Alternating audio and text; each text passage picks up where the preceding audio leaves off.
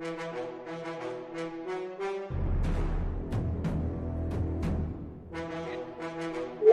up, y'all?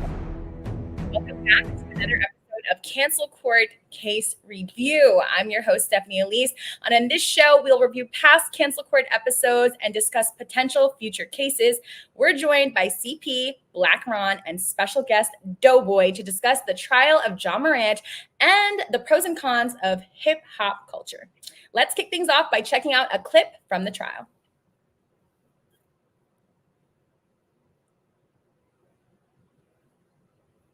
Man representing a white corporation dressed in an 8-piece suit in a hat coming in here telling you that we need to beat the shit out of another black man with a belt. You crazy, y'all? You ever seen Django? Who is this nigga on that knife? Who is this nigga that has the audacity to express one of his rights because we done gave him all that good white money?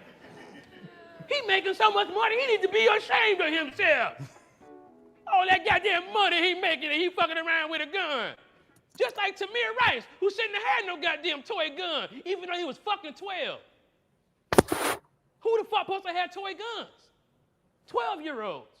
The problem is that not that Tamir Rice had a fucking gun. The problem is that the perception of a black person with any kind of gun is a threat, to the point where the fucking police, who are trained to recognize threats, don't know the fucking difference.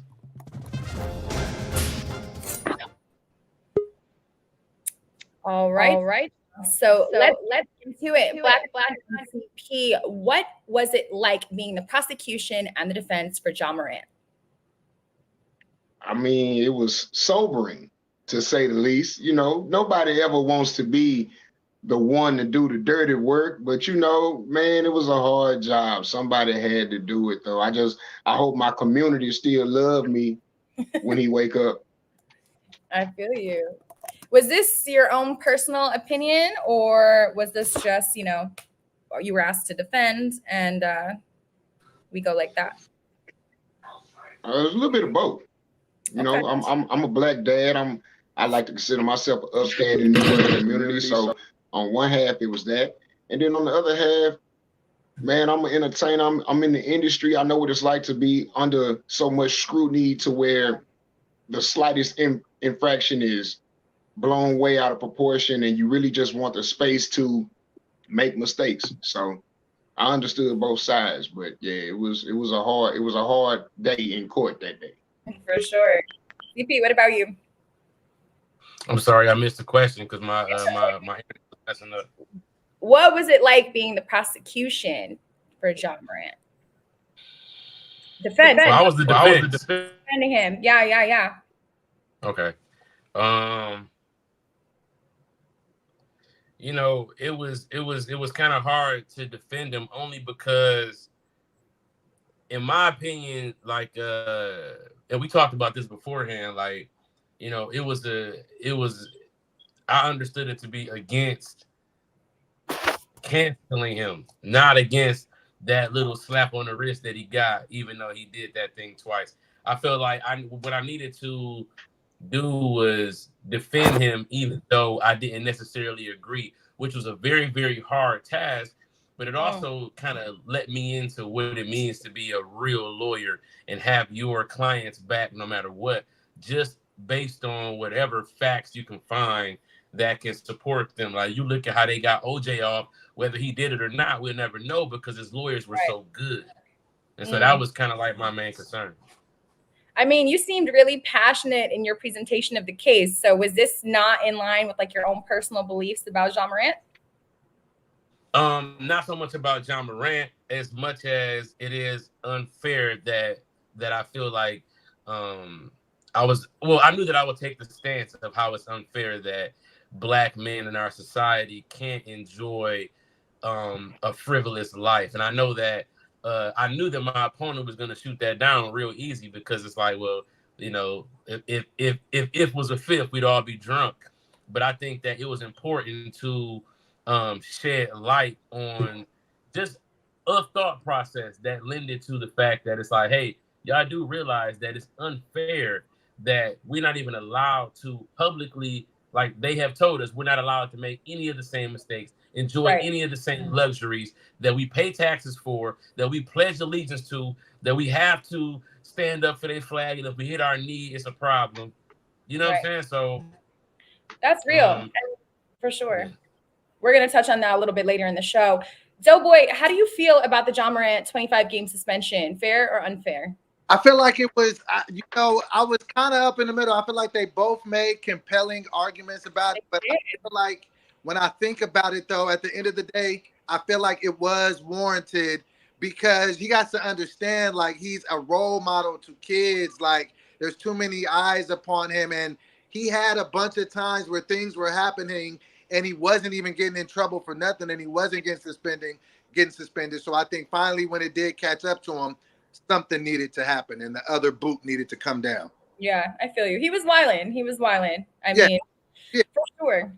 And that's why I brought the belt, because it was we're gonna look at Ja one or two ways. Either he's a young kid headed down a dangerous path, or he's a grown man who should be held responsible for his actions. So if he's a troublesome kid, if he's a mischievous kid, well, kids get their ass whooped and adults go to jail. True. So there's two different ways that we can handle a misstep in life. So we can't hold him to both standards and then hold him to none. Either he's a grown-ass man who got to be a grown-ass man even when he don't want to be, or he's a little kid who needs his ass beat. Yeah, I hear what you. I realized, go ahead. No, go ahead. I was going to say that what I realized during this case and how swayed the jury was because Ron's argument was so compelling. However, it lends to the same issue that I always have, which is why do we almost have to share a secondhand embarrassment for any mishap that happens inside of our community? And I knew that that's what your argument began to base. It's like the whooping is you're getting on our nerves. It ain't necessarily that because what you're doing is embarrassing, right? And I'm like, man, so where was that belt when so-and-so did so-and-so? It's like, it's a lot of stuff. Like, we get so embarrassed because we only get 6 niggas. We only get 6 role model niggas, and they can't do anything. Robert Downey Jr., one of these niggas, who was it? They swept it under the rug. He giving niggas AIDS, giving bitches AIDS. The white boy, what's his name? That was Charlie Sheen, bro. How you gonna put that on Robert Downey Jr.? That was worse than my Robin Williams, Robin Harris. Listen. First of all, Robert Downey Jr. did all the drugs, and he was going to jail, and he was in mad trouble. Then they let him bounce back. Iron Man, Charlie Sheen. Look, niggas still got Magic Johnson AIDS jokes from 1992. Yeah. Charlie Sheen, niggas don't even talk about it no more. I didn't even know that happened. I didn't even know he gave people AIDS. Yeah, because he got tiger blood. The scrutiny. Yes. I'm just saying, like, the scrutiny. It's like, it's almost like it ain't, somebody got to stand up for the fact that it's like, man, it ain't really fair to be it ain't fun to be a black rock star. It ain't fun to be a black celebrity. It ain't fun, who was that nigga that bit that damn bat? Ozzy Osbourne. Ozzy Osbourne bit the head off a bat. You understand? Peter would still be on Dennis Rodman's ass right now. Yeah, I mean, people still protest anywhere, anytime Mike Vick show up somewhere. Yeah, because that's just the thing. To piggyback off of what CP was saying, they will like scream what brothers do out there, but if it's like a white cat, they won't say nothing. Like with Brett Favre. Brett Favre literally robbed, did some welfare fraud in Mississippi for millions of dollars. They do not talk about it at all. They just act like it didn't happen. That was criminal. He robbed people. They don't talk about that. But you'll suspend somebody 25 games, cost them $60 million for waving a gun. Like, sometimes, like, it's not fair. It's like, why can I tell you something? Talk about Brett Favre? Hey, Doboy, can I tell you something? Real talk. Ben Roethlisberger. Yeah. Raped. Yes. A woman. Damn near went to the Super Bowl after that. Can I tell you something? Can you blame two cases? And Ron, 2 cases. Hold up, Ron. Can you blame somebody for thinking that they down when they not down. And I'm gonna say it like this: you know, these young guys, they be out in the street, and they think that that gang love them. They think that that gang is their family until they got to go to jail for something that they didn't do, and that gang want them to shut the fuck up about it and not snitch. And now you realize that it's not your family, and it's a hard lesson to learn. But what if you're a young black man who is finally rich as fuck, and you get invited to all of these white owners parties, and you get to rubbing elbows with these rich people who get away with doing way worse shit than you, and you realize that, hey, you know, I'm rich as hell just like them. Yeah, I saw my little gun, but they got my back, and you realize that they don't. And them same motherfuckers who you thought was cool with you, who brought you into the light, who showed you that you could do whatever you want to do, are gonna make an example out of you when it hit their pocket. Yeah. You can't blame the nigga for I can give you several different examples of that. Yeah. How many times you looked at a holding cell in a jailhouse? You'll see a murderer in there for the dude with 20 speeding tickets. Because when the net come catch you, you can't say, well, that person is more guilty than me. That person is more guilty. It's like if we both in the store stealing. Now, this your 100th time stealing. This my first time stealing. Police grab me. I can't say, CP being here stealing all the time. He get away with it. That does not excuse what I just did. That's the one thing that we as a people got to stop doing. We got to stop looking at the fact that the other people get away for the largest things and we get persecuted for the small. But Ron, hold on, Stephanie. But Ron, I'm gonna say this though. What you just said was right, except one point. In your story, the way they doing John Morant, the nigga who got off and got away is the same nigga going to the news saying it's a damn shame what John Morant is doing. Absolutely. That's Just like niggas who go snitch, come home and then talk down about snitching. Yeah. Because the people take preferential treatment and then talk down on preferential treatment. But I don't think you caught what I just said, bro. I caught it. I'm just looking at it from a different angle. How to steal.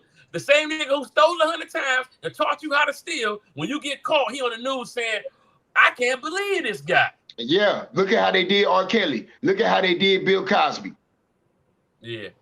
They weren't the first ones to do what they did. They just the ones that took the largest punishment, because white folks will remind us every now and then that although you were invited to the cookout, you were not one of us.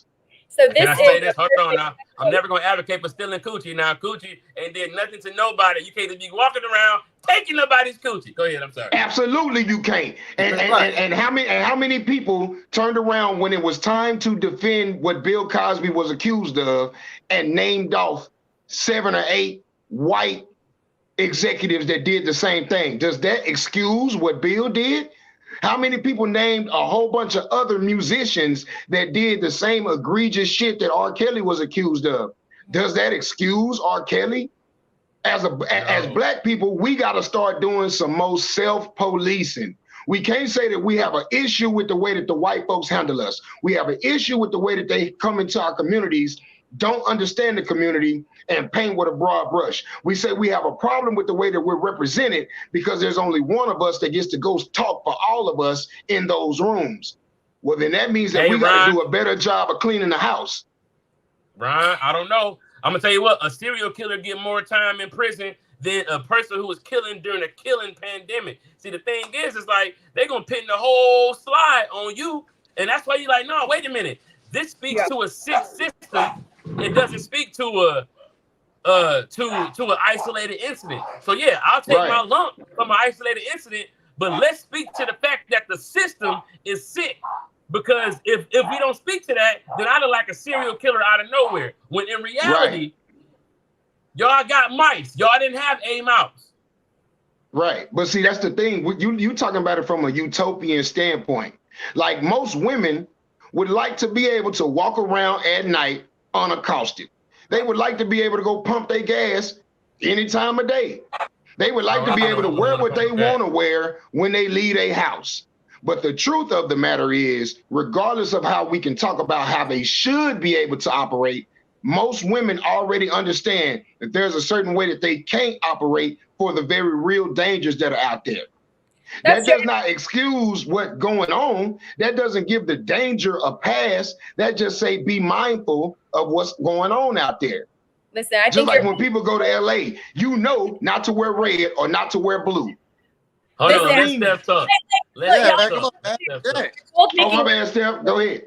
Yeah. Y'all both been making really, really great points. I was going to ask you your opinion on then respectability politics, right? Because I think that's what you're both speaking to. The rules are different for Black people, people of color, right? And as long as you abide by our rules, as long as you act the way we expect you to act as a ball player, as an entertainer, you can have what you want. But as soon as you go anywhere outside of that, then it's like, okay, let's show you the real consequences. When you guys make great points, other people that you've mentioned that we'll touch on in a few don't live with the same consequences, right? So honestly, I was really on the side of CP's argument because, that's really what it is. You're not allowed the space to make mistakes as a young Black man or any of these things that people are doing.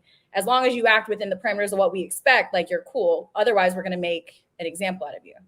But That's why you don't sign a contract without reading the fine print. That's why. Hold on. So let me speak to that. So you don't think that it has something to do though that once you become a public figure, then you give up that right, and then they can say, no, now you're going to be held to a different standard. Because I mean, if you want a job to where they're not going to be infringing upon your life, get a regular job. But I bet you don't want to give back that 200, 300 million that these, these athletes are making. So I think once you're a public figure, you kind of give up a little bit of that privacy.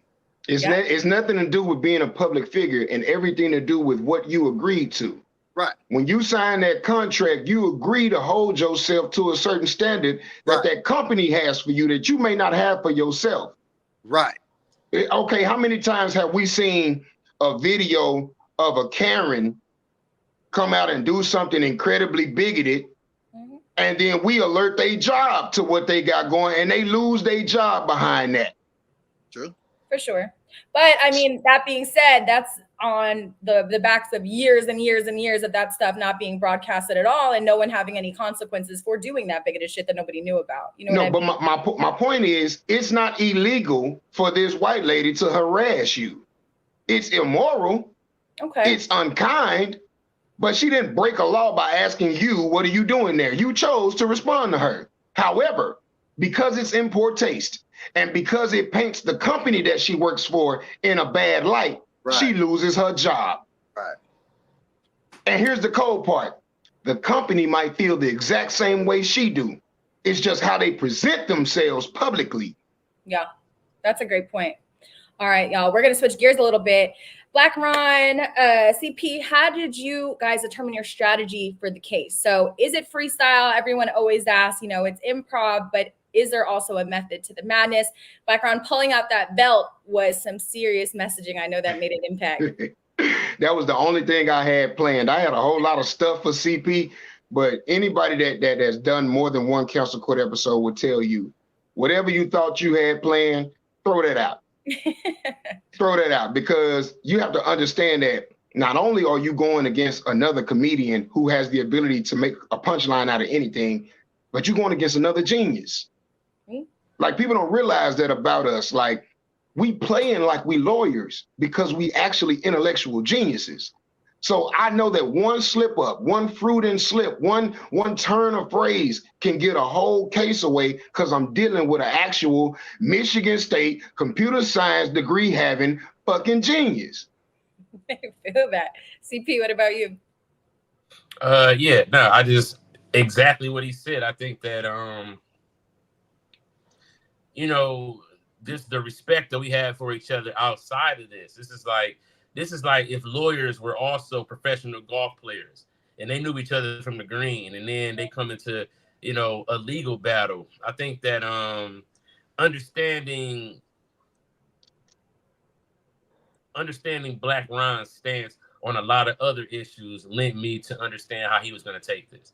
I understand that Ron's messaging has a sense of community healing in it that doesn't allow for these kind of shenanigans. So going against somebody like him in a case like this, I knew that it was going to be like, okay, the problem is going to be that, the community is mad at them, and Blaq Ron can represent that anger that the community has for being disappointed in him. My goal was to show the community what we were dealing with on a larger scale, and the trick that they were playing on all of us. If I could kind of get all of us to wake up to what is really going on, right? Because the bottom line is, You never saw Ja Morant point a gun at anybody. He was never agitated when he was holding the gun. It was always playful and dance. It's like, what's the difference between that and holding that gun in front of a bear that you just killed because you're a white boy who hunts? The thing is that I'm not gonna play like he got in trouble for singing too loud in church. He did show up to the Foot Locker after he got called up there with the pistol. Okay. He did get into it with the little boy and go get a pistol. Though. That wasn't on film though. True. That wasn't and on that's film. my whole point. And hold on. Listen. Out of the 4 things that he's done, the 2 of them being out of aggression and the other 2 being out of some trivial real talk stupidity that we know. The same way that hillbillies got hillbilly shit. If somebody wanted to get mad at them for spitting in a can or fucking tipping a cow, even though that's real organic beef, you shouldn't be tipping no goddamn beef. You know what I'm saying? They could do that because they wouldn't be a part of that culture. People a part of that culture would be like, we all did that when we was 17. Leave that fucking boy alone. And what I'm telling you is that I needed our culture to at least acknowledge some of the things. It's like, okay, dog, bottom line is this. I feel you. My mom be going off on motherfuckers. Let my mom call me and be like, dog, I'm gonna be like, Mom, why am I throwing my career away for this? While I'm on my way up there to throw my career away for that. Because it's like, nigga, that's your mama. His parents got to be more responsible about what their meal ticket is. And you hit on that. But we're talking about Ja, who literally in the scenario that you named, he the victim in that of his parents. He the victim of circumstance, and then that in itself is a whole nother issue that a lot of NBA players are facing. You the meal ticket, but you're also the biggest nigga in the family. At what point does he get to be 23? Because if he went up there to whoop some ass with his fist balled up, I'd be like, that's what you're supposed to do about your mama. Right. But he didn't go up there with his fist balled up. He entered into the mall with a gun on him. Bruh, because he not 22 the same time you was 22. And when you was 22, fist was different, bro. When nigga, it's 15-year-old boys that would kill you. A dude just shot his sister in the news today over Christmas gifts. Yep. Like, bro, and also, you know what else was true when we was kids, CP? Most black men didn't live to see 25. I never knew that because all my niggas is 40 now. You know what I'm saying? So it's like they tell us your that niggas so is that, 40. Nigga, but so then wait, guess what? So it's not all niggas then. They tell us that to degrade us, just like telling us that all we came from is slaves and all the slaves was tap dancing, okie dokie ass niggas. So then how the fuck we so cool? How the fuck we so goddamn swagged out? Where the fuck that come from? Like, nigga, don't listen to what it's like, bro. They tell us shit to subconsciously let us hold ourselves back. That's why our fucking racism is on autopilot. They sit back and watch our support. Hold on. So him having his boys point laser pointers at the opposing team's bus to simulate the scopes on rifles. That's a trick of the white man to hold us back? Nigga, or is that some stupid shit done by a nigga trying to be tough? When is he gonna be 22, Ron? Who the fuck when is he gonna be? When is he gonna be 23? Who the fuck is doing presentations with laser? What the fuck? Why think they selling them, Ron? That's what kids is doing. Why do you think they selling them? Why? But see, but CP, he's not no fucking kid. You keep talking about him like he's under the age of 18. Because you just want to whoop his ass. He is a grown-ass man. Yeah, that was my point. That was my point. If he's gonna be a kid, come get your ass beat. But the last time I checked, you were a grown man and a father yourself. You got to be a man out here, even though it's not fun. I hear you both. It's getting heated. Doboy, I feel like you had something to say about all this. Shit, I keep trying to jump in. Hold on. I keep trying to jump in. Shit. I know. It's hard. But treat it like a box of pizza. Just get your slice. Shut up, nigga. Nah, but I was trying to say to CP it's double Dutch. He ain't never jumped in. A couple points back. You know what I want to make a point about was, would it be safe to say that Ja Morant is like a role model and he's pretty influential, right? That would be safe to say, correct? No, because no, I object. Because you're a public figure. You're an upcoming figure. Yeah, for sure. kids want to grow up and be like him. But just see where I'm going with this. Vladimir Putin is a public figure. No, what are you talking about? He's also an influencer. Let him cook. Let him cook. He's a role model. How can you call LeBron? Okay, go ahead. Hold on. So he's a role model, right? I just feel like it's not a very good precedent to send to kids to say, hey, it's smart to be in a dark nightclub with a gun. Because if you're not Ja Morant and you show up in a nightclub with a gun, you might get killed. Something really bad could happen. So because he has that privilege of the life that he lives, he's probably not going to have to deal with the consequences in real time like somebody else would. But I just feel like that's a bad message to send to kids. Yeah. Plaxico Burress shot himself. He didn't threaten nobody. He didn't show nobody the gun. He went into the club, had a nice time, was getting back into the limo to leave. The gun slipped, fell, discharged, and he shot himself in the leg. And Plaxico still did 2 years in jail, even though the only victim was himself. Yes. Because the laws, and you're looking at a person who just came into the wrong side of the New York gun laws. The laws in New York simply state that unless you are a member of law enforcement, you have no reason to have a firearm on you, and you discharge that firearm in public. So regardless of the fact that he had a victimless crime, he still had to go to jail under the letter of the law. And what bothers me about Black folks is we talk about the injustices that we face as if there is a legal recourse. Anytime a Black person loses their lives at the hands of some maniacal white person, the only recourse that we have is the law. Niggas ain't taking the law into our own hands. Well, but then when it's time to answer to the law, all of a sudden then it's fuck the police and the laws.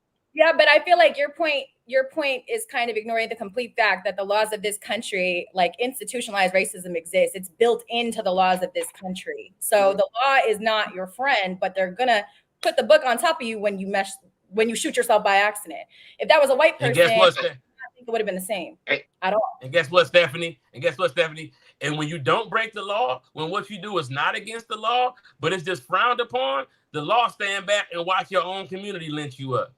That's exactly what no, see, I'm not about to let you keep on spinning that narrative, because at some point we have to have decorum. There is a time and a place for everything. Like I said during the case, if he'd have been going live from the gun range, if he'd have been going live on a hunting trip, if he'd have been going live using his weapon responsibly, there would not have been this type of backlash. But he was being reckless, period, point blank. And to your point earlier, Stephanie, using your weapon responsibly is not being Black. That's the best way they want you to use. Hey, no, see that if that's the case, then why is the baby free? Right. Yeah. Honestly, you guys. Because the law saved the baby.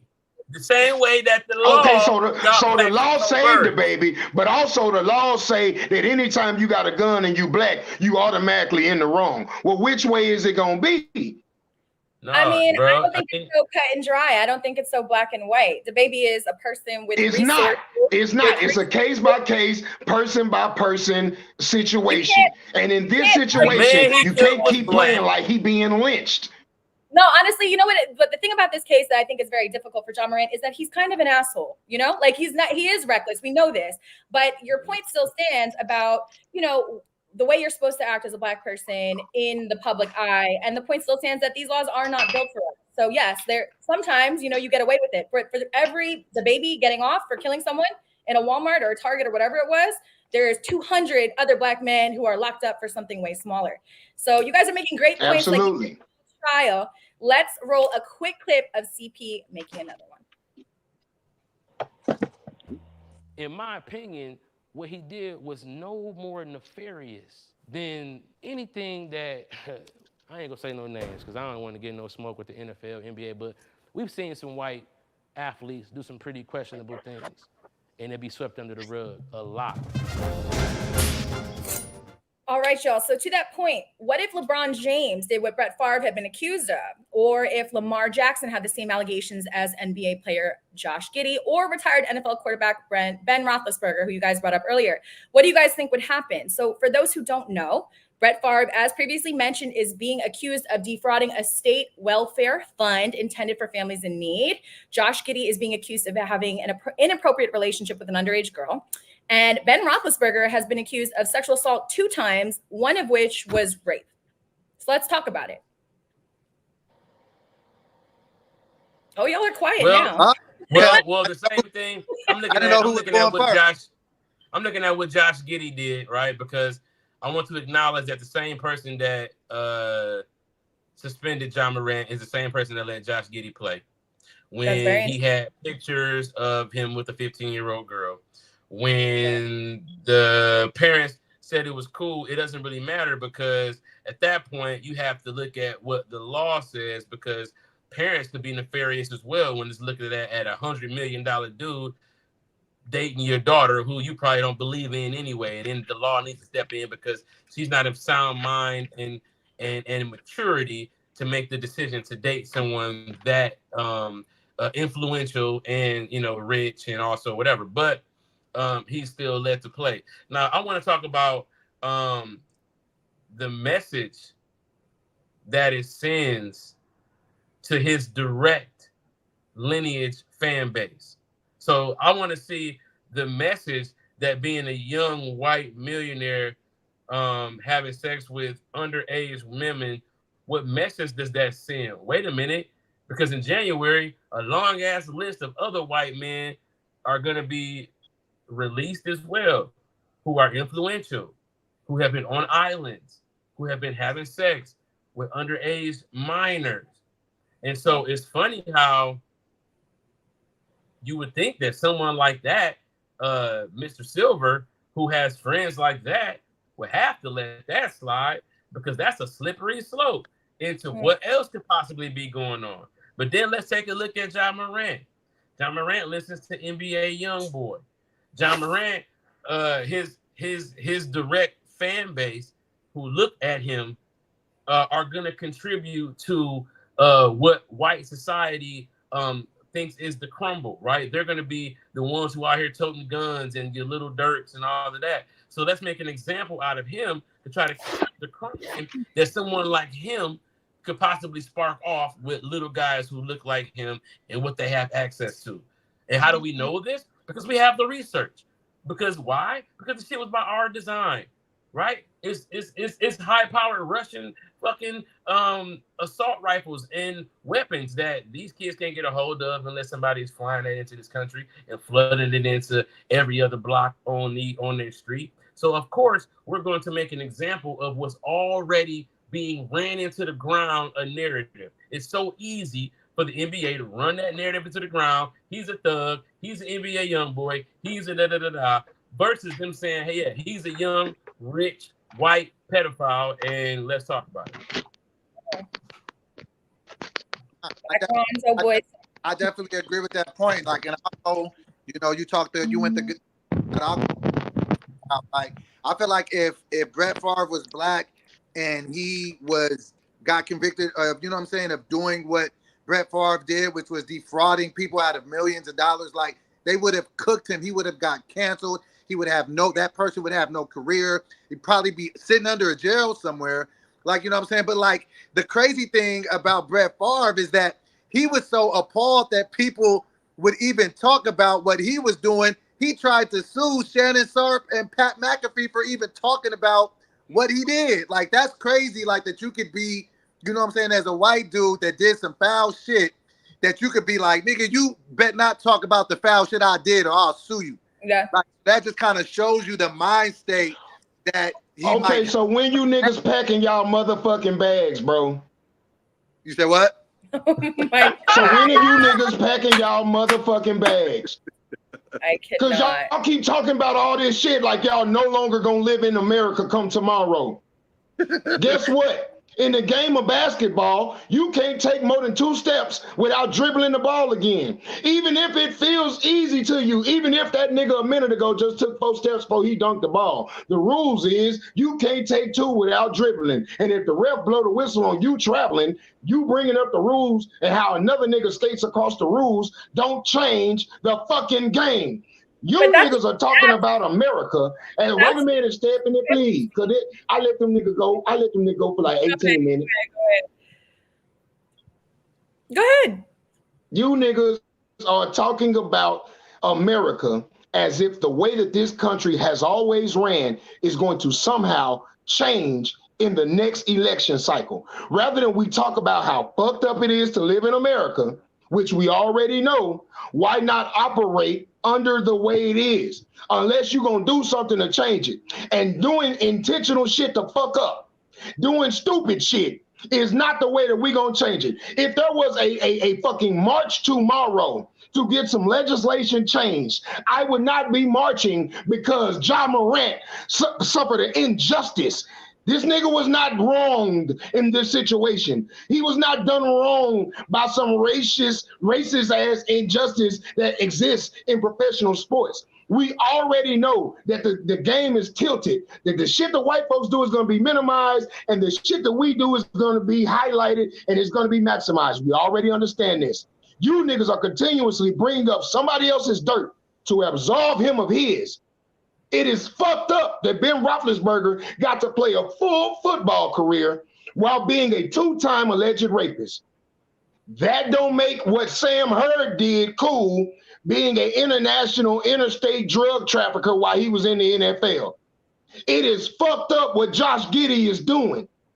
That don't make it cool what R. Kelly did. It is fucked up, the shit that the white folks do. Motherfucking Dylan Rittenhouse and George Zimmerman go on speaking tours where they get $25,000 a show. I'm one of the most prolific comedians in this country. I still ain't made 25 bands a show, and I ain't hurt nobody. I heal people doing what I do. It's fucked up. But guess what? That is the world that we live in. And talking about somebody else's wrong don't make what you do right. Listen, I hear but here's you. the thing, Ryan. Law and punishment is equal across the board, right? Exactly. And so when it's not fair, it's not fair. No, since when? Since when? It's Black men far outnumber the penitentiary. Bro, 60%. And that's why we're lawyers. Ron, the reason why we're lawyers is I'm trying to make sure that my client can get the same punishment as someone else. And so in law, we use past cases and how they've been fought, tried, and delivered to make sure that the law carries on. And I'm sorry that you sick of it being American. So if Josh Giddey get brought up on statutory rape cases tomorrow, that's gonna make you accept what Ja did in his punishment? No, it's not. But I'll tell you what, though, that'll be one less thing that I have to say. It'll be one less thing that I have to say. But that's my point. When is it going to be enough for black people to hold ourselves accountable? All I'm saying is let my client play the whole season the same way you let the white boy play the whole season. Because I'm gonna guarantee you what. And all I'm saying is let's let us black people do the right thing because it's the right thing, not because somebody else gets away with doing the wrong thing and it's time for us to do wrong too. Yeah. I get it, Ron. They gave you the Bible and you read that whole bitch. I'm gonna tell you what. This whole country was built on criminals. These white criminals chased all these people. Bro, listen to me, bro. Alcohol and prohibition and a lot of the evil shit that this country was built on, bro. If you think that you have to be the squeaky clean nigga to live your life the way that you want it, I'm sorry, bro. Like, that is to me, that's the sellout mentality that they sold you. Like, bro, nah, they owe me. And stop making me think that I can strap my bootstraps up and meet you where you at. Fuck that. You owe me. But see, now you conflating two arguments. Because I never said nothing about strapping you or pulling yourself up from your bootstraps. I think that's a bullshit ass line of logic. I'm talking about the fact that if you do wrong, you said this is America, deal with it. That's the same thing. No. But this is what I'm saying now. If you do wrong and you know you wrong, stop talking about somebody else's wrong as a way to get away with it. It's like in the hood, we'll have free my partner t-shirts, and you know your partner guilty. Why are we saying free my partner? Because another white man did what he did but didn't get punished for it? Does that make it all right? Bruh. He tried to get away with it because he saw them do it. He didn't get away with it. That's fine. But don't sit up here and question the logic. And that's just the thing, CP. He got punished for it and then did it again. He didn't even value the fact that he got punished for it the first time. He did it again. Listen, I know this is getting heated. I think, again, this is a difficult case because, again, John Morant acts like an asshole. But I think, Blaq Ron, what you said earlier is a false equivalency when you talked about traveling. If the rules for traveling were that every white person could travel and just get away with it, even though the rule existed and every black person got called for it, it would be equivalent to, I think, what we're talking about here, which is that the rules, the laws that are in place don't act the same for black people. I think what you're speaking to is what we said about respectability. But that was the rule, Steph. That was the rule. For a while, the referees used to intentionally make calls against the black players. That's why they invented the 24-second clock. That's why they invented the 3-point shot line, because they would intentionally make calls against the black players just to disenfranchise them from winning the game. It's the reason why the Harlem Globetrotters was created, because niggas wanted to play the game without the rules. And if niggas would have listened to you, they would have been like, this is America. That's how you play ball in America. And we still have fucking 30 teams of Globetrotters around the fucking country right now, right? And how many niggas grow up and say, I want to be a Harlem Globetrotter? Nobody. 12 of them niggas grow up to want to be Harlem Globetrotters. No, 12 of them niggas wanted to be in the NBA, but couldn't make it, goddamn me. But they had a sweet-ass jump shot and could spin the ball on their nose. But the nigga couldn't play according to the rules. All right. They out here raping when they need to be playing basketball. All right, y'all, listen. So before we get into these fan comments, I do want to address a comment that keeps popping up, which is, why don't we cancel white people on cancel court? There's a few reasons, right? We're not canceling black celebrities. We're also defending black celebrities that society is trying to cancel. Also, we're only dealing with issues in our culture. Like, we don't really care what Johnny Depp got going on. And lastly, which one of y'all black comedians are going to defend them in court? So I know this comes up a lot in the comments. We wanted to address it once and for all. I'm sure it will come up again. But all right, so let's get into some of the fan comments. CP and Blaq Ron, I'm going to read some comments from the fans and let you respond. So we're going to start with you, CP. All right, so at Black and Wild 9047 says, this is proof of the intelligence of comedians, which you guys touched on earlier. The ability to convey an idea on serious topics while simultaneously being humorous shows true genius and artistry. Yeah. Oh, yeah. Absolutely. I agree. Like Ron said, like, you become a comedian being a great observer of life and having an opinion and a frame of reference. You got to have that first. And so I think that the stronger that is, the more topics that you can speak to. And so the more you, quote unquote, swelling your melon, the more energy and shit that you take in, the more, not energy, but information that you take in, the more things that you can think about, and then you can think about those things as funny. So, like, like, I absolutely agree. Like I said, Ron's a fucking genius. We talk about shit all the time. Crazy is we talk about all of this shit we talk about right now, we talk about anyway over blunts. And we be in fucking whoever crib we in, whatever city we in. I object. We be reading the Bible while we be talking about this, brother. Oh man, bro! You said we be having blunts. We don't have no blunts. We are upstanding black men. We do not have no blunts. Nigga, your lips look like knees. All right, next comment. You sound like Bishop TD I was not at Diddy's house. I was outside by the pool. Me and my wife was by the pool. All right, moving on. At MD House 100 says, and every episode has been fired, but this episode was by far the deepest and most heartfelt episode. Young brothers pay attention and old brothers keep filling them with knowledge and wisdom. Kudos to all who participated. Yeah, because we're going to hit you deep and you're going to feel it in your heart. Pause. All right. At Silver Skywalker says, man, this is one of the best shows on YouTube. Shout out to CP, but Blaq Ron argued his case flawlessly. All right. Now, Blaq Ron, we're going to go to your comment. So at LaRon Powell 1700 says, As a legit Jaw fan, Blaq Ron took the words out of my mouth. As soon as he broke the Stacey Adams leather belt out, he won this case. Let's see. Man, because it's something about a belt it's the belt and the deep voice that a black man used to give to his household that would bring automatic structure and authority. And really and truly, all jokes aside, that's what we're missing in our community. We missing black men standing up, bringing structure and authority back to the way that we're gonna do this shit. And as fucked up as it is to be black in America, we the only ones gonna save us from ourselves. And the only ones that are fit for the job are those of us with the shoulders to bear the responsibility, and that's black men. It is our responsibility to come back and rescue our community. That's true, but I know for a fact, all you want is one of them good ass single mama plates. So this nigga out here right now, like, ladies, if you listening, please send me a plate. Hey man, single mamas know how to season. All right. Oh my God. Yeah. All right. Yeah, you got that damn stepdaddy hat on. Go ahead, my bad.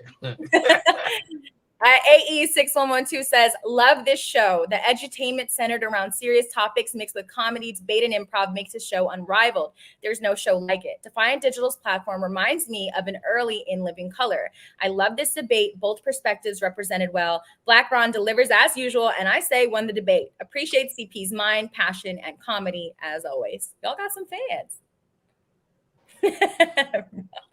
All right. At Renal Flores 1179 said, Ron absolutely had all the rebuttals ready. Then he added more oomph to it. He completely buried CP and Jaw. And T God 2439 said, you see that suit? LOL. You thought he came to play? God damn it, I'm not. Who are these guys? Who are those guys? Jesus Christ. Who are these lame ass niggas? All Shout right. out to K&G. Hey, the fans were on you about this blooper. Let's take a look, and then I'm going to let you respond. Reflect that this is a belt. Oh, it's a good belt, Yana. Of the finest leathers of Stacey Adams. See, with this belt, one can wield a pootie tang like on that thing. You can go with the old school Robin Williams end of house party. Throw it over your shoulder. Come down for force. However you gonna beat that ass, it needs to get beat. All right, so you look at him. Had to throw a white man in one of our black classics, didn't you? Hey, man, you know what? We love it, Ron. We love it, Ron. You know what? I just want to say that players fuck up. All right. I meant to say Robin Harris. Shout out, rest in peace to the GOAT, the God, Robin Harris, who made that role in House Party so iconic. But when I looked at CP outfit, he reminded me of that movie Robin Williams was in where he played a little boy who was he was like a 42-year-old, 10-year-old little boy. And when I saw that outfit, I immediately thought Robin Williams. I don't know why. I'm gonna let you rock with that one. Now it's my fault. It is. It was your fault. And you had your locks braided back in a very stud-like fashion. So, you know, it was almost like you was coming to the game to support Ja like you was his mama in a very Mrs. Doubtfire fashion, which again made me say Robin Williams. So yeah, players fuck up. Players fuck up. Wow. All right. Okay. Well, wait a minute. Wait a minute. I'm not gonna let the nigga in a goddamn Freddy Krueger hat and a goddamn Charlie Brown sweatshirt. Let's go. Yeah. I'm pulling it out of him. We're not gonna do that. Yeah, let's do it. Let's do it. I'm talking to a nigga. I'm talking to it. Oh, I'm glad you brought up T. Lifetime membership to the Gap. Yeah, let's do it. Nigga, take that goddamn them damn snap caps off, nigga, and show them. Take them goddamn apples. All apples fall. Your left side got a restraining order against your right side, and you got an arbitrator in the middle. I like that. Nigga, every Thursday, Freddy Krueger have a nightmare about you. Like, ooh, this ugly ass nigga wearing my hat, man, scared the shit out of me. Hey, Stephanie, hand me a jump rope so he can floss and get that goddamn Christmas turkey out of there. Listen, y'all, if you're watching, hey, go buy the apple, nigga, in front of us. And show us what that motherfucker. let y'all keep like going, somebody cut a goddamn crunch bar in half. Go ahead. Hey, if you bite something, it's gonna look like the Batman signal. all right, Doboy, y'all. shut up. Shut your ass up, Doboy. If y'all are watching Case Review right now, hit that like button and put your thoughts in the comment section. They're giving you feed for days. All right, so we're going to take a deeper dive. Let's get into the pros and cons of hip hop culture. So there's been a ton of controversy surrounding hip hop culture for years, mainly because of violence, negativity, the degradation of women. What role or influence do y'all think hip hop culture played in Ja Morant's antics? So he posted himself holding guns while listening to rap music. He pulled up on other players after the game, flashing red beams at them, and has sent threats to a person on Twitter stating it's free to see how hollows feel. What y'all think about that? Hey man, I think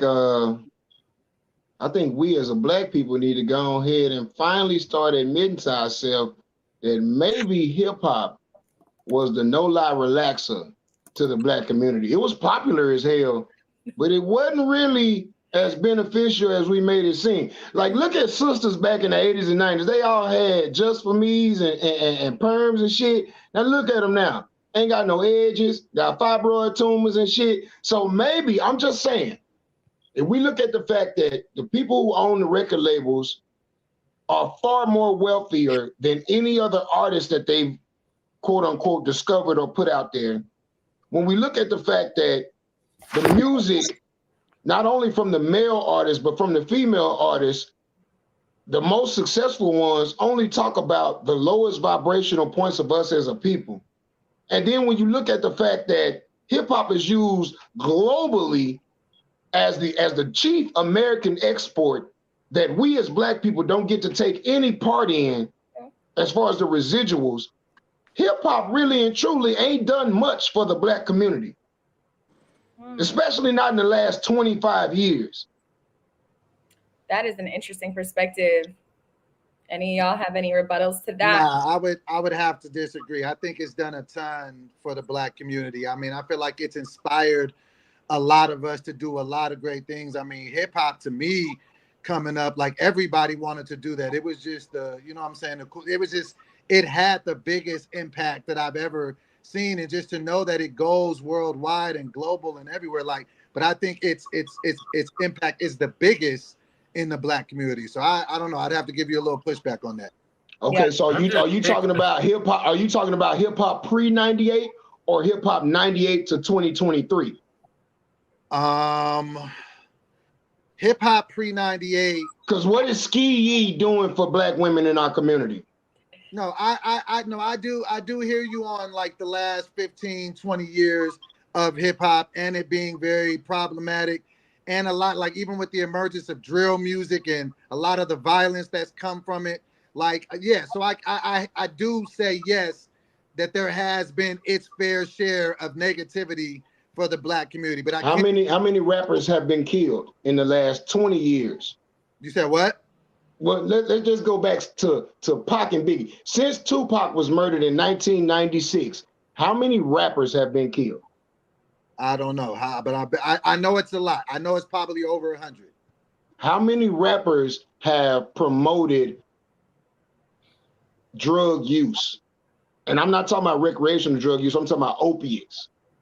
A lot. How many rappers have glorified the misogyny and the disenfranchisement of our women? A lot. How many rappers have glorified sexual assault and date rape? Some. How many rappers get rich talking about getting with a black woman, building a healthy family, being there for your kids, supporting your community? How many of them get rich talking about that in their music? Not a lot. So again, I ask you, what has hip hop done for the black community? Seems like everybody else getting rich off of our demise. Can I say something? Can I say Yeah. something? I think that I hear you, Ron. Right? I think that hip hop may not be the best representation for the Black community, right? You do understand that while hip hop was doing what it was doing, HBCUs were around. Yes. Right? There were wonderful pillars in the Black community that we could have glorified and risen up, and people who chose to engage in those endeavors were enriched by the experience that those things were able to provide for them. It was not illegal for anybody else to do it. It was not. Every group, every racial group in this country has the good and the bad, especially with the music. Yep. Right? I think that the issue is that we need to learn how to celebrate people who don't want to be rappers and dope boys and so-and-so and so-and-so the same way that everybody else gets glorified. See, everything that's in the media is the brainwashing, and it ain't just brainwashing the kids. It's brainwashing the women to make them subjectified to what is deemed to be what a real man is, what a real man should earn, what a real man's first date for them should be like. Like, all of these things come from the images that are shown to us in HD 4K crisp images, and all mainly produced and provided and paid for and funded by white people and Jewish people. And let me say this too. Think about it like this. Back in the day, at least, the money came from the album sales, right? They cut the album sales out, the CD units out. So now people don't know where the fuck they're getting their money from other than these streams. The streams is such a crazy ass algorithm that you damn near gotta trust the fucking label to be honest with you about how much money you making towards streams. The real money is in your popularity. Your popularity lends to your touring and all of that. These artists don't even want to be rich no more. Listen. Doja Cat said it in her song. Fuck that. I said what I said. I'd rather be famous instead. Right, bro. Right. What I'm saying, bro, is that once again, you're bringing up a construct that by design is doing what it was designed to do. And you're blaming but it doesn't work without volunteers. They not drafting us into this machine. They not going and grabbing niggas off the fucking high school parking lot. They're not snatching little children out their bedrooms and forcing them to join this machine. They don't have These are all adults. They say you're not cool if you don't. Nobody's gonna love you if you don't. You're not gonna get no coochie if you don't. So it's our responsibility. So it's our responsibility as adults to fight back against that bullshit narrative. If we know that broke niggas don't deserve no pussy, I know that's right. It's gonna get all the women going. But the truth of the matter is, there are more women fucking broke niggas than fucking rich niggas. Why not talk about the truth?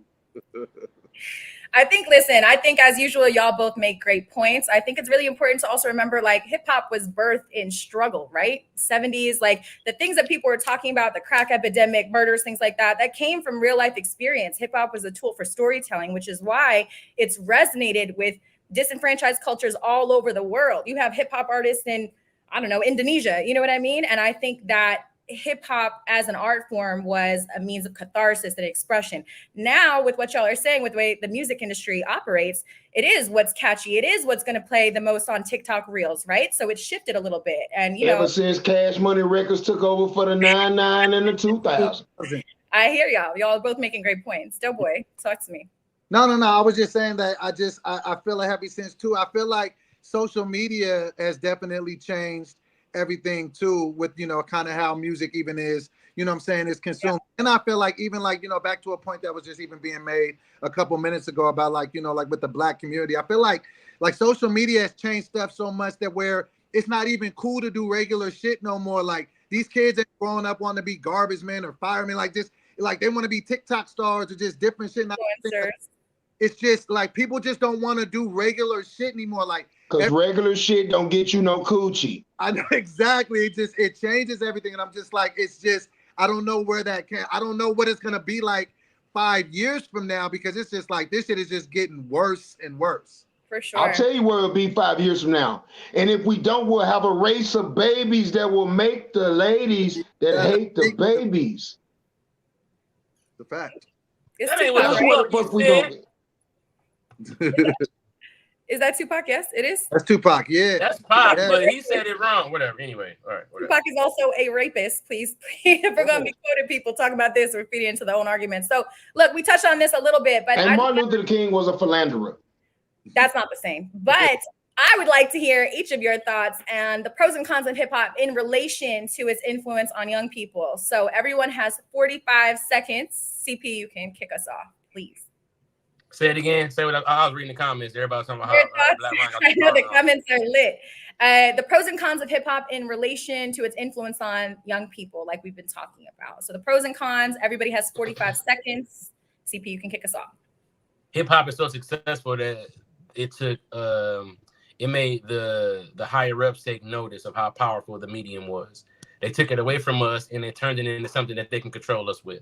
No different than the Bible or anything like that. And as a matter of fact, I think that rap is damn near the new Bible for the inner city. And I think that the problem is that they took something that we're good at and they synthesized it and gave it back to us.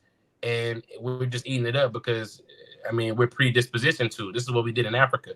You know what I'm saying? You know, we danced and we made up melodic tunes and we were, you know, and they took that and they fucking synthesized it and monetized it, and then they're selling it to us, which is insane.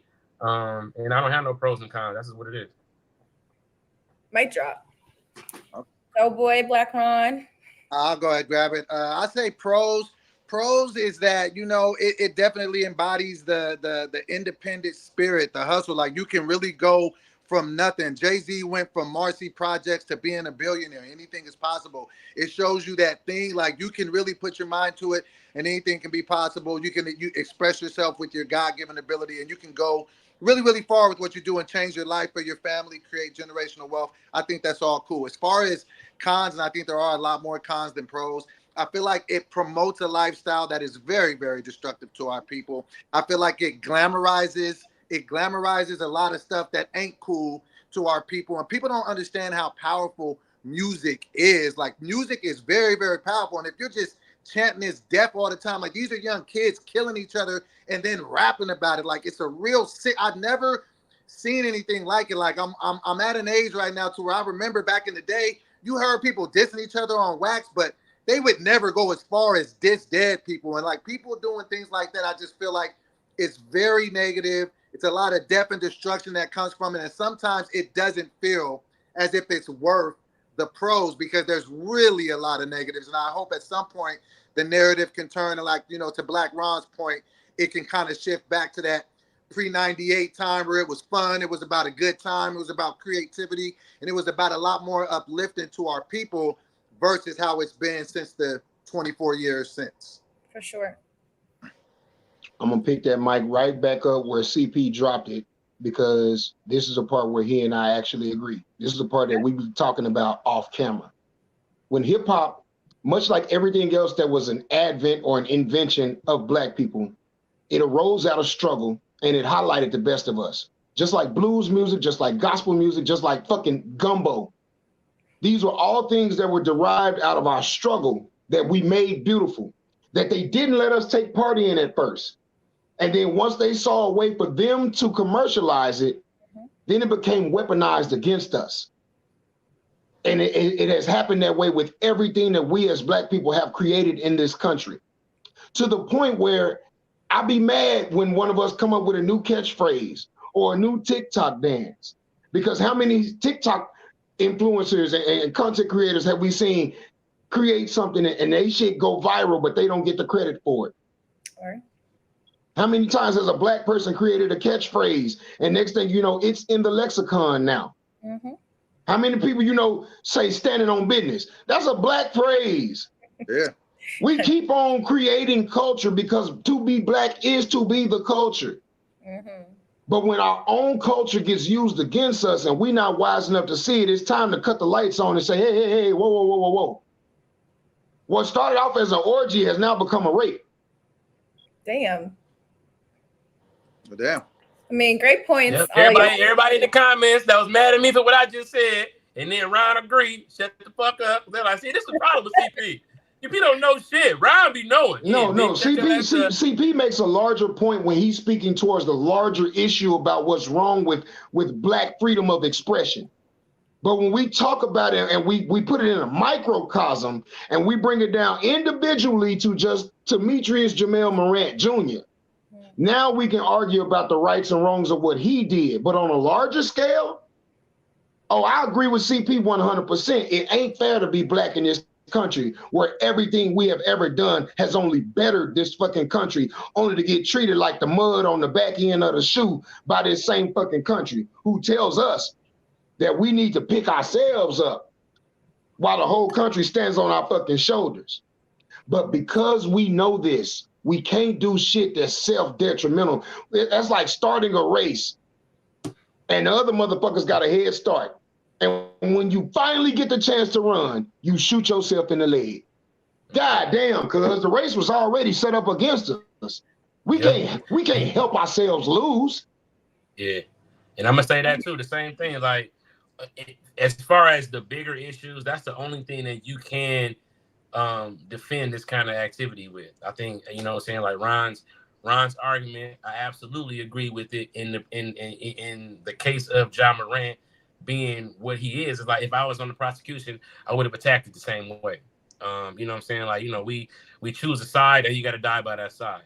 And so I understand what you're saying, but people got to understand that it's like, you know, this is what you want somebody who is representing you to do, is pull anything they can out of their hat to not only show that it's not just you, it's a systematic issue, because that way, if it's not isolated, then I can get your sentence lower, because guess what? This is a bigger problem that more people need help with than just you. And so that's CP had two jobs. He had to cast dispersion and create reasonable doubt. I had one job, to make sure that the focus stayed on the defendant. Because if anybody would have listened to CP long enough, they would have thought about every other Black person that was wronged by this system, every Black person that's unjustly held accountable by this system, and would have excused Ja. So I had to take the focus off Black folks and leave that one nigga out here by himself. For sure. Yeah. And you succeeded, honestly. All right, y'all. Great points as usual. So now we're going to take a few comments from the live chat and let y'all respond to them. I know it's been spicy in there. So let's see. I think they're going to pop Chat up. going crazy. All right. Master Divine Allah says, hip hop is more than the music. There are 5 elements of the culture. I think all these issues are just the music aspect. That's an interesting perspective. What do y'all think? Because what are the other, do you guys know the other? I know it's like breakdancing. It's fashion, it's dance, it's media, it's the art that's associated with it. No. 5 hip hop elements. I think it's like the rapping, DJing, the rapper, graffiti, the beatboxer, the breakdancer, and graffiti. And fashion.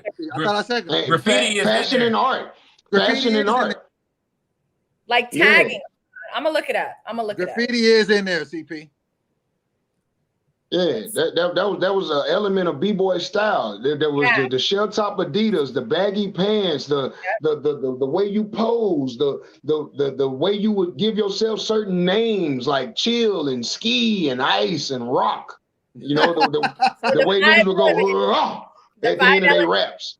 Lyricism, also called emceeing or DJing, b-boying, so breakdancing, b-girling, graffiti, and then the last one is historical knowledge of the movement, which I think most people even in the hip hop community itself are lacking. So maybe that's kind of that's why it's no longer the 5th one. Elements? Yeah.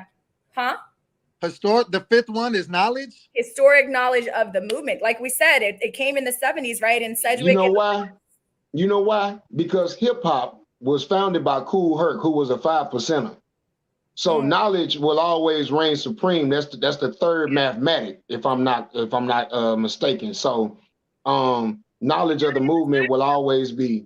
Yeah. We had it in the slideshow, the original mixtape, DJ Kool Herc and Sedgwick in the Bronx, BX Stand Up. Also, just for clarity, Pac was convicted of rape, for y'all who are wilding out in the comments. We're going to go to the next comment that we have from the live chats. All right, the 803 Hitman says, wrong is wrong and justice isn't fair. Life ain't fair. Okay. Life ain't fair. Stephanie, would you want to be an ugly woman? Why do you gotta do that? I wouldn't want to be. No? You wouldn't want to be, because you have grown up to be beautiful and you have been attractive all of your adult life. And so you have received certain privileges because of that. Some ugly women watching this like, ain't nothing wrong with me. Right. It's an ugly woman like, I can do that show. I can moderate. I can read. I can ask questions, but nobody want to see your ugly ass next to my ugly ass. They want to see Stephanie. Goddamn me.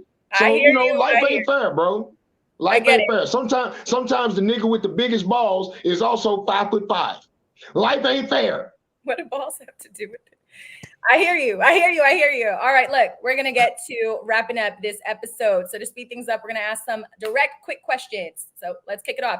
Blaq Ron, how do you pick your outfits for cancel court? I think about what your mama might want to see me in, and I go from there. Okay. I'm an auntie hunter. I'm an auntie hunter. You know what I'm talking about? I'm a cougar whisperer. Yeah. Like I dress the way I dress for the grown women who like seeing, like for men, the less clothes a woman got on, the more attractive she is by and large. But for women, the more clothes a man has on, the more attractive he is. And when a man got on a suit, it's tantamount to a woman having on a G-string. So I put my suits on for the women who like seeing a well-dressed man. Okay, that's very fair. CP, who has been your toughest opponent and what makes them so hard to beat? I think for me, it's weird because I always take hard cases, right? So I think this has been one of the hardest cases that I've ever had to fight. I think top 3, my other hardest case was against Doboy on his rookie case, with him defending Drake against Kendrick, just because it was so many numbers and I had to kind of just appeal to, just a different mode than going against facts, which I hate, having to do, similar to the Ryan case. Then I think Ryan Davis, because he makes it personal. He wants to beat me so bad, and it's like it just be like, man, it's just like, dog, he just really get under my skin. You know what I'm saying? Like, because he'll just be like, I'm the best, and it's like, bro, come on, man, like stop, like you can't, and I get it, believe in yourself and all of that, but it's like, nigga, I'm alive. Like, I'm here, and I'm gonna have a problem with I'm alive is insane. Okay, Doboy, can you tell us about your experience on cancel court and also tell us something that the fans might not know about the show? Okay, so my experience on the show has just been cool. I think I've had 2 cases now. Like I'll just speak to the one with CP. I was just so happy when I got the call about it because everybody knows I'm such an avid Drake fan. Like what I'm saying, huge Drake fan. So just being able to argue that, because I was like, I really be having these arguments in the barbershop with niggas like about Drake, like, what I'm saying? So the fact to be able to go toe to toe with my bro about, what I'm saying? And I have such a high regard for Drake and Kendrick. And so I knew that CP was going to kind of bring, what I'm saying? Like he's such a Swiss Army knife for what he does. Like he can go hit you with a rose. He can hit you with some facts. He can hit you with some knowledge. He can then tie it all up together. So I just really, really had fun. And that was really, really a good part of it. One thing that I would say the fans probably don't know about the show is that, kind of like it's as much as you want to prepare, you can't really prepare because with kind of like to what Blaq Ron was saying, it's like with how all these comedians are and how quick our minds think, it's like trying to prep for Lamar Jackson. It's like you could try, you could try to set it up as much as you can. But as soon as you try to go one angle, a nigga might go a different way and your whole argument might get blown to pieces. So, yeah. Dope. All right. CP and Blaq Ron, if John Morant was watching this right now, what advice would you give him? I can't advise a nigga that makes like 2,000% more than what I make a year. But black man to black man, I would let him know, first of all, dog, we love you. We wouldn't even be discussing you if the love wasn't tremendous for you. And because we love you so much, we only want the best for you. We want you to succeed, because if the opposite happens, it'll be just another reason for white folks to thumb their nose at us. You know what I mean? Like, see what happened when one of y'all gets everything, he throws it away. You niggas ain't never meant to have money. You niggas ain't never meant to be top of the game. You niggas ain't never meant to be pillars of the community. And it kind of reinforces that 3/5 of a man belief system that a lot of others have about us. So if I could tell Ja anything, I would be like, bro, be the man that you want your daughter to wind up with. I think that's good advice. CP? Well, you know, first of all, nigga, I take a loss for you trying to defend your ass. So let's just start there. You know what I'm saying? Nigga, give me some tickets to a game or something, nigga. You know what I'm saying? But also understand, man, people are happy about you and they're not happy for you. And you gotta know the difference when you in this arena and in this mind. So people love. Well, say that again, boy. But they don't love Ja Morant, right? And so you have to understand that, you know, people around you are enjoying what you bring, but they're not looking at your longevity as something that they care about. They're not your friends. And you know, sometimes even your parents is not your friends. You know what I'm saying? And it's like, bro, it's like, you know, so you need to really just tread lightly because you're so good and it makes them so mad. Like, that's one thing that I really was hoping that Blaq Ron spoke to, you know, in his case. That's what I would have went to. It's like, bro, as good as you are, like, you're so good that the scrutiny that comes along with being good is why when they mention LeBron, they say, and he ain't never got in trouble. It's kind of like when they talk about Obama, they like, and he never cheated on Michelle. Exactly. Because he was in such a cheatable position, and people would have damn near understood if he did, because it's like, man, the nigga only human. LeBron is so polarizing. Like, for him to be that good, the scrutiny that he's under, people would have understood if he would have fucked around and beat the shit out of somebody because he was frustrated, right? They would have understood. But the fact that he didn't is an even bigger testament to how much of a responsible man you are. For sure. You're too good. You're too good. It ain't that you lucky, it's that you blessed with being so good. And we as a community need you to be so good, because what you're showing us is that good is possible at that height and to be at that stature. You're a small guy in the NBA doing that. That nigga my size. That nigga my size. 6'2", 190 pounds. You feel me? And out there, that's small. You know what I'm saying? Like, you would look like a crackhead out there on the court next to LeBron and them. Next to a nigga LeBron, Draymond size. Yeah. And so that's the thing. That, like, as black folks, you stand so tall that there's a parable in the Bible. They say King Nebuchadnezzar received a dream, and he asked all of his wise men to interpret the dream, and nobody could except for Daniel, who was being held as a slave in his territory at the time. And he came to Daniel, he told Daniel the dream. There was a tower, there was a tall man with feet like clay and a body like brass and a head of iron. What does that mean? And he was telling him, yeah, you strong, you forthwith, but everything about you is gonna crumble. You're gonna build the greatest empire, and then you're gonna crumble at your own hand, because you got feet of clay and a head of iron. It's the same thing with Ja. You can't walk around with this head of iron and feet of clay. You're going to crumble, and you're going to crumble at your own hand. And all of us that stand under you, worshiping the greatness that you are, will be crushed by your fallacy. Scripture tonight. I wish he was here watching, because he could have gotten some gems. All right, y'all. We're going to wrap today's show with a clip of Blaq Ron. Check it out. That was some nigga shit coalition. Why won't we start a nigga you know better coalition? Same thing. No, it's not. Because on your side, you give niggas an excuse when they should know better. On my side, we handle it in-house. See, on my side, why you think they brought me here today, Yana? I'm the black delegate for the NBA. Nigga. They could have brought a white man in here. I saw you out of touch with the community.